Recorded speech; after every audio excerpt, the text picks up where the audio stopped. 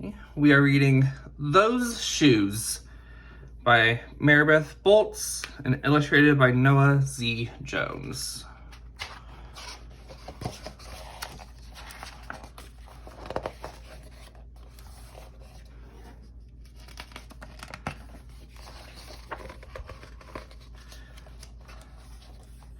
I have dreams about those shoes. Black high tops, 2 white stripes. Grandma, I want them. There's no room for want around here, just need, Grandma says. And what you need are new boots for winter.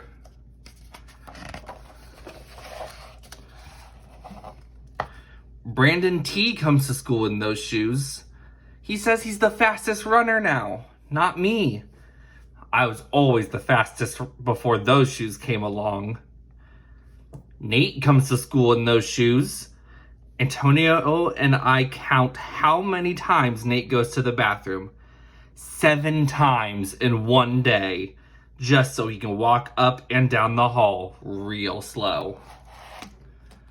Next, Alan, Jacoby, and Terrence each get a pair.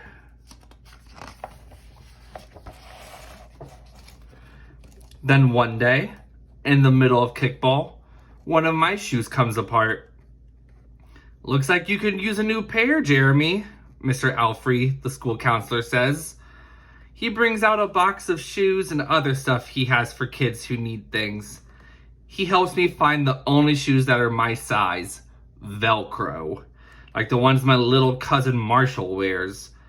They have an animal on them from a cartoon I don't think any kid ever watched.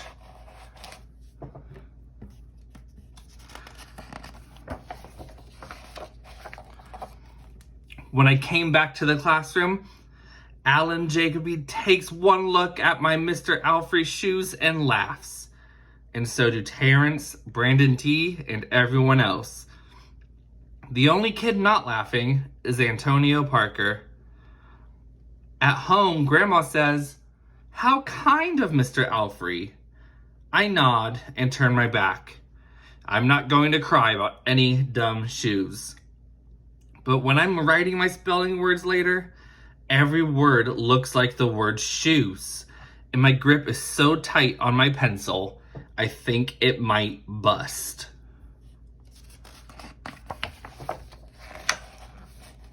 On Saturday, Grandma says, "Let's check out those shoes you're wanting so much. I got a little bit of money set aside. Might be enough. You never know." At the shoe store, Grandma turns those shoes over so she can check the price. When she sees it, she sits down heavy. "Maybe they wrote it down wrong," I say. Grandma shakes her head. Then I remember the thrift shops. What if there's a rich kid who outgrew his or got 2 pairs for Christmas and had to give one of them away? We ride the bus to the first thrift shop. Black cowboy boots, pink slippers, sandals, high heels. Every kind of shoes except the ones I want. We ride the bus to the second thrift shop. Not a pair of those shoes in sight. Around the corner is the third thrift shop. I see something in the window.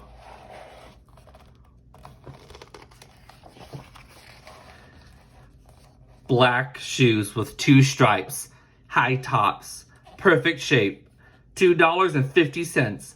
Those shoes! My heart is pounding hard as I take off my shoes and hitch up my baggy socks. "How exciting," Grandma says. "What size are they?" I shove my foot into the first shoe, curling my toes to get my heel in. "I don't know, but I think they fit." Grandma kneels on the floor and feels for my toes at the end of the shoe. "Oh, Jeremy," she says, "I can't spend money on shoes that don't fit." I pull the other shoe on and try to walk around. "They're okay," I say, holding my breath and praying that my toes will fall off right then and there. But my toes don't fall off. I buy them anyway with my own money, and I squeeze them on and limp to the bus stop.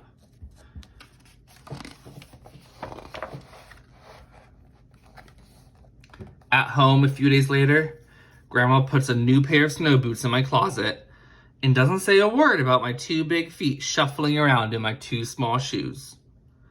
Sometimes shoes stretch, I say. Grandma gives me a hug.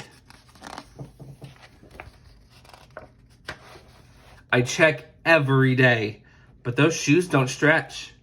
I have to wear my Mr. Alfrey's to school instead. One day during math, I glanced at Antonio's shoes. One of them is taped up, and his feet look smaller than mine. After school, I head to the park to think. Antonio's there, the only kid who didn't laugh at my Mr. Alfrey shoes. We shoot baskets. A loose piece of tape on Antonio's shoe smacks the concrete every time he jumps. I think, I'm not going to do it. We leap off the swings. I'm not going to do it. We race from one end of the playground to the other. I'm not going to do it, I say. Do what? Antonio says, breathing hard. Grandma calls me for supper and invites Antonio over too. After he spies my shoes. How come you don't wear them? Antonio asks. I shrug. My hands are sweaty. I can feel him wishing those shoes were his. That night, I am awake for a long time thinking about Antonio. When morning comes, I try on my shoes one last time. Before I can change my mind, the shoes are in my coat. Snow is beginning to fall as I run across the street to Antonio's. I put the shoes in front of his door, push the doorbell, and run.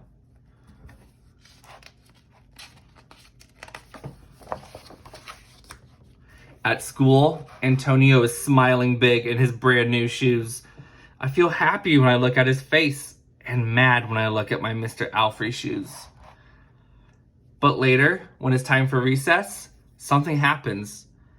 Everywhere there is snow. Leave your shoes in the hall and change into your boots, the teacher announces. Leave your shoes in the hall. Then I remember what I have in my backpack. New boots. New black boots that no kid has ever worn before. Standing in line to go to recess, Antonio leans forward and says, "Thanks."